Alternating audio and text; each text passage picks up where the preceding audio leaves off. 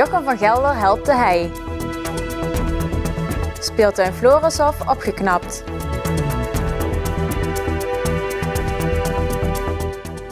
Het is vandaag 20 juni, dit is het PNMA-journaal. Stichting De Hei is winnaar van de actie Win een ambassadeur van Stichting Specsavers Steunt. Ze wonnen daarmee hulp van Jochem van Gelder. De hulp kwam als geroepen voor Stichting Wouw speciaal voor jou. Zij verzorgen dagbesteding voor kinderen met een bijzondere hulpvraag in de voormalige basisschool van Heide. Een locatie waar veel verschillende organisaties samenkomen. Het is Stichting De Hei en wij zijn een stichting waarin verschillende vormen van de maatschappij elkaar mogen ontmoeten in dit gebouw van De Heide. En Wouw speciaal voor jou is samen met andere zorgpartners een onderdeel van Stichting De Hei die hier een dagbesteding hebben. En samen met commerciële activiteiten als een bakker van Gasselt, andere commerciële partijen die hier dadelijk nog in het gebouw gaan opereren en maken tot het één multifunctionele ruimte. En waarom konden jullie vandaag die ambassadeur zo goed gebruiken?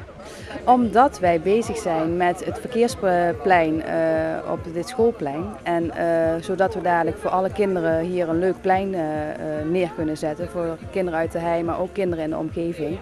En Kinderen voor Wouw speciaal voor jou. En daarom konden we die ambassadeur goed gebruiken. We hebben nu onder andere het verkeersplein al uitgetekend. En we zijn nu bezig met de krukjes die op het schoolplein komen staan. Waar ouders en kinderen kunnen zitten. Een leuk kleurtje te geven en tekeningen van de kinderen en van Jochem natuurlijk. De stichting won doordat de Hei op de actiewebsite veel stemmen wist te verzamelen. Hierna maakten ze deel uit van de top 3. 3 weken geleden hoorden ze dat ze uiteindelijk tot winnaar waren verkozen en de hulp van Jochem van Gelder zouden krijgen. De bekende ambassadeur was blij met het feit dat hij mocht helpen bij het project in de Hei. Ik vind dit top. Ik weet niet of ik het mag zeggen, maar ik mocht zelfs kiezen ook tussen nog 3 die eigenlijk zo'n beetje in de top 3 zaten van het aantal stemmen die ze hadden gehad. En dit sprak mij het meeste aan. Waarom? Omdat het gaat over tijdsbesteding van kinderen met een beperking. Nou, ik ben jarenlang ambassadeur geweest ook voor de NSGK, de Nederlandse Stichting voor het Gehandicapte Kind. Dus ik weet hoe belangrijk het is dat kinderen met een beperking ook gewoon kind kunnen zijn. Ook gewoon de dingen kunnen doen die kinderen zonder beperking ook kunnen. En dat sprak me wel heel erg aan. Dus het was niet alleen maar omdat het voor mij het dichtst in de buurt was. De televisiepresentator ging meteen aan de slag. Hij pakte de kwast en hielp de kinderen met het beschilderen van de krukjes. Al snel bleek dat de kinderen erg zelfstandig waren. Die kinderen die zijn zo zelfwerkzaam, die hebben mij helemaal niet nodig. Dus ik hoop nog dat er echt iets te doen is, want als ik erbij sta en zeg van goh, en ik heb ideeën, dan zeggen ze ja Jochem leuk, maar zo gaan we het niet doen. Dus eigenlijk ben je overbodig? Nou ja, het lijkt wel, maar ik ben mijn eigen projectje begonnen daar. Dus dat ik in ieder geval iets nalaat en iets achterlaat. Dus die maak ik af. En dan kijk ik of ik nog kan helpen hier en anders ga ik weer naar binnen. Dus ik denk niet dat ik me hoef te vervelen hier. Aan het eind van de middag was de klus geklaard. Dankzij de hulp van alle kinderen en Jochem van Gelder is het verkeersplein nu klaar voor gebruik. Jan Lone is tijdens de CDA-ledenvergadering tot lijsttrekker gekozen bij de gemeenteraadsverkiezingen van 2014. De wethouder had zichzelf gemeld om zijn partij aan te voeren. Er waren geen tegenkandidaten. De CDA'ers waren er daardoor snel uit. Jan Lone werd in januari 2010 wethouder van Venray. Daarmee trad hij in de voetsporen van zijn vader Johan, die 12 jaar wethouder is geweest van de Kerkdorpenfractie, dus een voorloper van het CDA. Jan Lone vindt het lastig te voorspellen hoeveel zetels zijn partij gaat bemachtigen. Wel zegt hij dat zijn partij zijn uiterste best gaat doen om zoveel mogelijk stemmen te halen. De speeltuin aan de Florishof en Eligiusweg is opgeknapt. Een bijzonder project, want de 2 initiatiefnemers zijn de 6-jarige Lucas Schuber en 7-jarige Diede van Schaik. Zij kwamen met het idee om hun speeltuin eens flink op te knappen. En dat hebben wij gedaan omdat de speeltuin er niet meer netjes uitzag.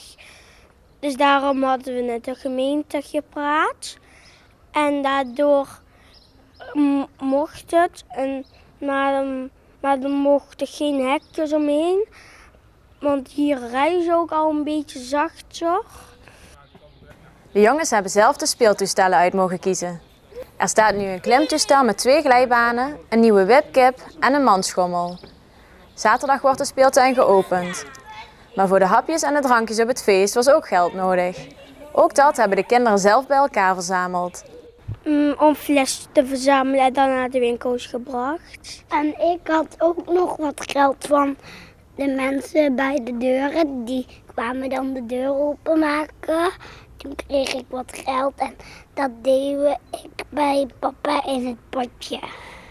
En hoe vinden jullie nu dat het eruit ziet hier? Mooi. Veel beter dan eerst, want eerst stond er alleen maar een glijbaan, gewoon een speeltoestel en verder niks. Het was best wel leeg en nu staat het een beetje voller. Zaterdag om 3 uur 's middags wordt de speeltuin officieel geopend.